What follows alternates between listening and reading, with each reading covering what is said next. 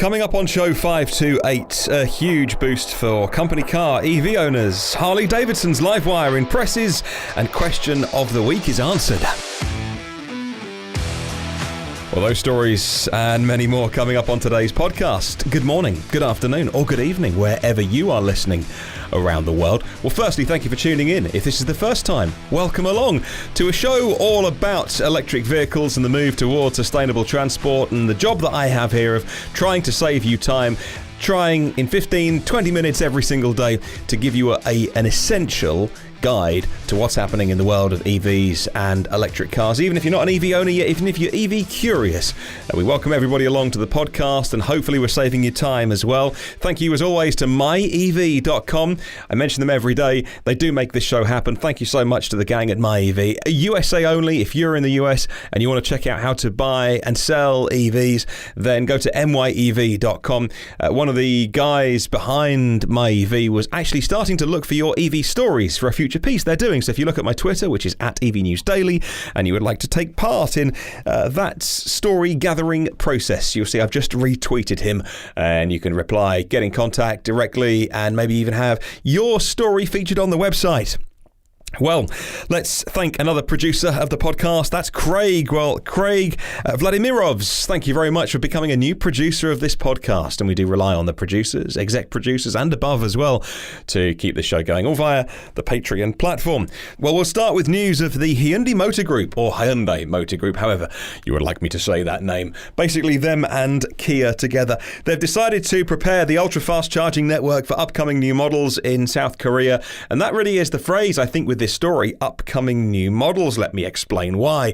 Through investment of $8.5 million US, the group intends to install about 100 DC fast chargers rated for 350 kilowatts in up to 30 locations in South Korea. Well, the South Korean media reports the network reminds it of the Tesla Supercharging network at the beginning of that when it started to roll out, although Hyundai-Kia will keep their chargers open to any model of EV using the CCS plug. Well, I think the key here is that phrase upcoming cars, because they're installing a network of 100 DC fast chargers, but these are the very latest DC fast chargers on the planet. 350 kilowatt chargers, which by any stretch of the imagination is overkill according to the current EV market. I mean, look, putting in 50 kilowatt chargers isn't the latest, but it suits many people. 150s would be bang on the target for 2019, 2020 really. So I'm thinking they've got their crystal ball out. They're looking ahead at the next 2, 3, 4, 5 years. And I think it would be a reasonable thing to suggest they're also looking at their future product lineup of putting in 350 kilowatt chargers. Now, who can use those? Ideally, EVs on the market with 800 volt batteries. We're looking at you, Porsche Taycan, with your 800 volt battery. We're talking about the next architecture, really, of EVs, and certainly those that can take lots of current into the battery at any one time can make full use of 350 kilowatts of power. Maybe, I'm speculating here, and maybe they're looking at commercial vehicles, trucks, buses, things like that. Or maybe they're looking at your regular domestic vehicles, we'll call them, but with one eye, if you like, or that crystal ball out, looking at the kind of cars that Hyundai and Kia are going to bring us over the next couple of years. That could point towards their roadmap, including their EVs, of which there are many good ones out there. The Kona, the Niro, the Soul EV, all very good. Could be, again, I'm speculating, could be ultra fast charging EVs coming soon from the South Korean manufacturers. Could be 2 + 2 = 5 with this, but it's interesting, right?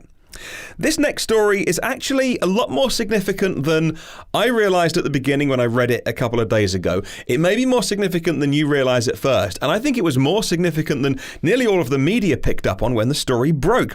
Here in the UK, the government have just said that company car drivers choosing a pure electric vehicle are going to pay no benefit in kind tax from 2020 onwards. Well, for the 2020/2021 financial year, which runs April to March. This is according to fleetnews.co.uk. A pure electric vehicle with no tailpipe emissions, a company car driver is now going to be taxed at 0%. We call it benefit in kind, BIK. You'll see it shortened to BIC tax.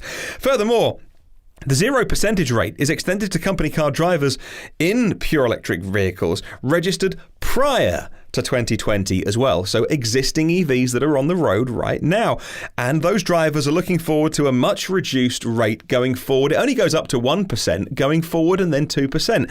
So why is this important? Let me explain. This is going to be a lesson in how company car tax works here in the UK. Now, when I say company cars, also substitute that phrase for fleets, because fleets are incredibly important in the move to electric vehicles. Let's just take a popular example at the moment, the Tesla Model 3 Standard Range Plus.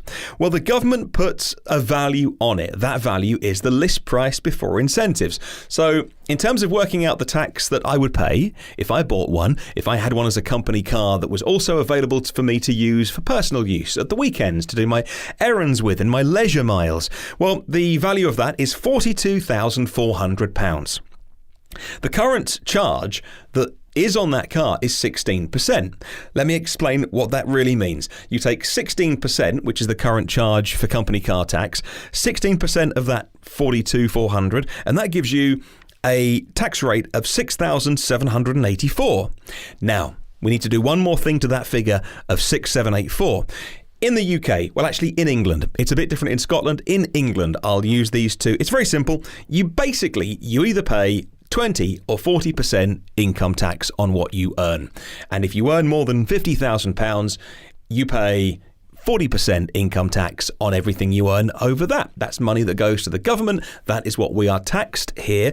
And so, from that, remember that smaller number, 6,784 that we got to for the Tesla Model 3, say that you are earning more than £50,000, and I think it's a fair assumption that if you get a Tesla Model 3 as your company car, there's a reasonable chance you are on more than £50,000 a year. So you then are in the 40% tax bracket. So you take 40% of that 6,784, which gives you the number that you would pay. Which, if you had a Tesla Model 3 Standard Range Plus, you're paying £2,714 extra tax a year as the privilege of having a benefit in kind, BIK. You get a company car, but you also get to use it at the weekends, personal miles. It's a benefit, and you're taxed on that benefit. And so you are taxed £2,714. It's money out of your pocket. And why is this so significant? Because from next year, the rate goes to zero. So if you have any choice at all over what company car you have, you're going to choose a zero emissions car. You won't necessarily choose a Tesla because you might have your personal favorite. I just picked that as an example. Could be any EV. But the rate going from 16 to 0% makes a massive difference. It's money in your pocket in this country. And why is that important? Because fleet buyers are so influential because the numbers they deal with are very large. Even if you take, so that was the Model 3 Standard Range Plus. Let's take someone who's earning, again, lots of money, more than £50,000 a year. They're a 40% taxpayer. What if they want to cruise the motorways in a bigger car, like a Tesla Model S, say the long-range performance car? Of that, they would be paying at the moment, under current tax rules, £6,307. Fast forward to next year, zero. Zero emissions cars, zero tax.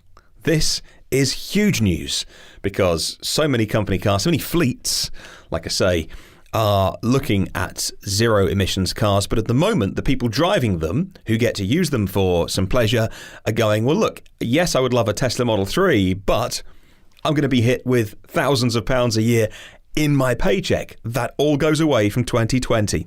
Now, the employers themselves, they do have some national insurance employer contributions as well. I won't get into that, but basically it's a really big deal that I think could have quite profound effects on the company car market in this country for those EVs that can be bought.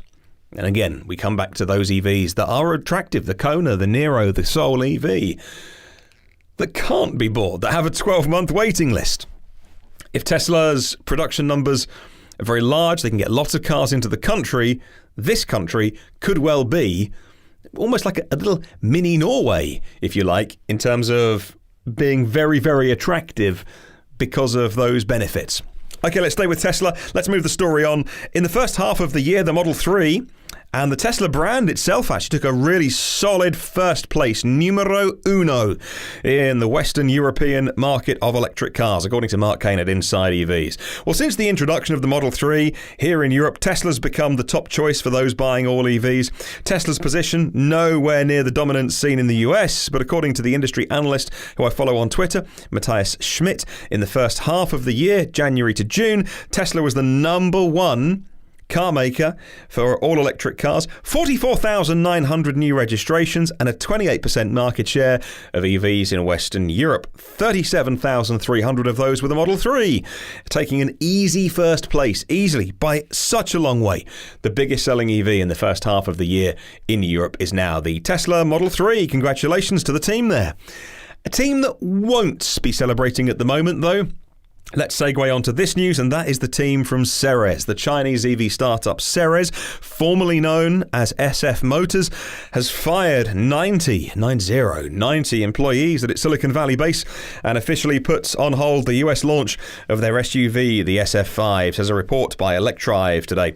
An unnamed employee said that before the cuts, around 300 people worked at the factory, and that cuts affect all areas of the business. People have been let go from sales, marketing, IT, HR, legal, ops, design, and the company itself has not been available for comment, but I'll keep an eye on that and I'll update the story with their side of the story if we can get some comment from the company. Sean O'Kane for The Verge has been writing about his experience on two wheels, and he says there's not a lot I can tell you from the 20 minutes I spent on board Harley Davidson's first electric motorcycle, the Livewire, over the weekend at the Formula E race in Brooklyn, New York. One thing I can tell you, he says, it's more motorcycle than I'd ever need. Every time I turned onto one of the long straightaways of the Formula E Brooklyn circuit, I raked the throttle and was greeted with giddying acceleration. The only way he can describe EV power is giddying acceleration. What sets the Livewire apart is that acceleration never quits. It's instant torque and it just keeps on pulling. 50, 60, 70 miles an hour tick by on the digital display between the handlebars, and the Livewire just keeps on pulling. If there'd been more room on the Formula E circuit, who knows what speed this writer for The Verge would have got up to. I'll pop a link in the show notes to all of today's stories. Let's move on to question of the week. We do it every Sunday show and we answer your questions. This week it's all been about whether we should do stunts online, like record-breaking stunts, different tests. You know, there's those YouTube channels where they'll test the car, do range tests, real range tests, even on-road reviews. Should we even be doing those if the electricity used to charge the EV isn't 100% green? If they charge it on the grid and the grid is 10% dirty, 15% coal, 20% gas, I don't know, should we be doing them? Is there something hypocritical about doing mileage for the sake of it, for, I don't know, YouTube views, for website clicks, if it's not fully green? Same goes for Formula E and people going along to Formula racing events if all of the trucks that brought the cars are diesel trucks. Well, thank you very much for your answers this week. First of all, props to Mikhail. Now, Mikhail Grozovsky sent me a screenshot of his Twitter where he had asked the exact same question recently. And in fact, he says, you stole my question, because he beat me to it. But I wasn't following him at the time, and so I didn't know. But there we go. Great minds think alike. We'll say that. Hello to David Allen, who says the very fact that people are now asking the question demonstrates that EVs are making progress in becoming mainstream. Well, the question doesn't even occur to folks until they're presented with the contradictory situation of watching EV race cars hauled to a track by a diesel truck. Once the question's asked, pressure will then mount on the racing teams to replace fossil-burning transport vehicles with EVs. Tesla ran into the same problem with its mobile service fleet and is now phasing out gas-powered vans and modifying them with S and X vehicles. That said, highlights the need for heavy electric vans, trucks, and of course, that Tesla Semi can't come quick enough. Hello to Lejek Grzil. Yes, we should consider that while we do promote EVs, we should be restricting our unnecessary journeys and consider travelling by trains if we need to. Train travel across Europe needs to be simplified so we can get to Mediterranean areas from the UK or the northern countries without flying. If popularity stunts are designed to improve EV awareness and involve driving EVs, they should continue, as they will eventually bring lower CO2 emissions as a result. Hello to Rich Fowler. Yes, these events are more important in terms of PR for EVs than the minimal detrimental effects that they have on the environment in terms of CO2 emissions. I say this because these events are outliers. If the events were smack in the middle of the bell curve of EV activities, I would say they should be restricted. But since they're uncommon and therefore designed to attract attention to EVs, I think the harm they do can be considered an investment in getting more people interested in converting their middle of the curve, day-to-day fossil gobblers into EVs. The only thing that could change my mind is the fully charged live discussion on how tyres are a fossil-based pollution nightmare. If these sort of outlier activities are significantly, and they generate significantly large amounts of tyre-based pollution, I might consider changing my mind. I'd have to see some data first. Interesting, Rich. I saw a thing recently about tyres. The brake one is easy because of regen braking.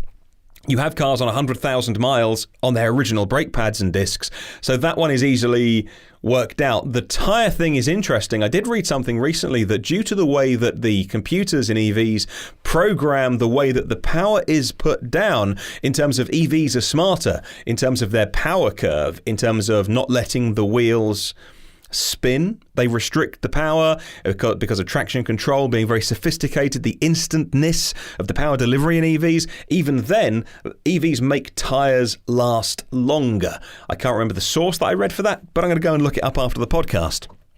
Hello to Renee. Renee Schneider said the main problem about fuel burning is that it was questioned in several news items around Formula E, like the need of diesel trucks to carry the cars. So it's only a pseudo event about energy saving. It's relevant to moving, though, by the public, because the review of the Formula E event in Zurich in 2018 said that 160,000 people came to see Formula E. Over 71% of them came via public transport. And public transport in Switzerland runs on 100% renewable electricity. So moving 160,000 people around is a big number. Not just the 100 trucks used to stage the event, but more that actually people came to see it and used renewable power. Good point. Hello to David Chung. Says, no doubt in my mind, racing is an advertising opportunity. The greater the number of people who are exposed to the idea of EVs, either as a race vehicle or a public-private transport, the better. What is then needed? EV load carriers that can tow with a decent range. Only then will EV racers be transported to the venue by other EVs. Okay, moving on. David Nye says, yes, we should burn fossil fuels. Some fossil fuels, where necessary, for anything which promotes EVs, as long as they have a long way to go before they become the rule rather than the exception. The day will come when the vast majority of people drive sustainable vehicles running from clean power, but we still have a long way to go to get there. And a lot of people with whom we need to get the message across with respect to EVs and sustainable transport in general. Ian Sear is our penultimate commenter. He says EV should be making as much noise, but not literally, and doing as much fun stunts as possible and getting the buzz going. I feel we're at a Gladwellian tipping point. Yes, from Malcolm Gladwell, I presume you mean. From EV technology, with the mainstream media reporting a few positive EV news stories and the much criticised BBC having very fair EV articles recently. And finally, Derek Lyon says anything that helps sell the electric solution is fair game. Some people will only care about coolness or speed or economics, i.e. they won't worry about saving the world. What is great is the electric solution answers those cool and fun and economic questions. People just don't know it yet, though. While showing off all the qualities in a race and building overpowered EVs is awesome, and it speeds acceptance, creating some sort of purity rules that are short-sighted and would slow the EV adoption if we had those rules in place. I agree about overpowered cars. Ever since the first Tesla Model S, no legal road-going car has managed to beat it 0 to 60.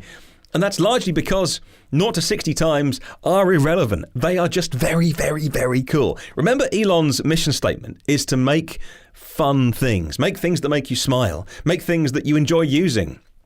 And that is undoubtedly the effect of going 0 to 60 in 2 point something or 3 point something or 4 point something seconds. You can see how when other EVs are made from the really big established OEMs, they're getting their 0 to 60 times down to 4.5 for the best ones, really.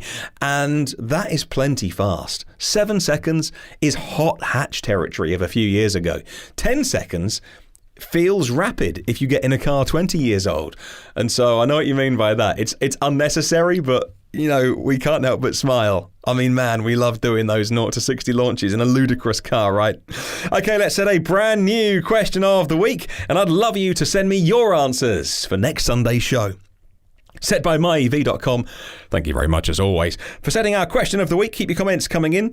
After the news, we heard from Hyundai and Kia putting their own charging network in place, but making it open to everyone. Should all chargers be open to everyone? Or is it okay to have walled gardens? Should all EV chargers be open to all EV drivers? Or is it okay to have networks? Could you imagine pulling up to put some petrol in your car and the service station saying, "I'm sorry, we don't serve Ford here"?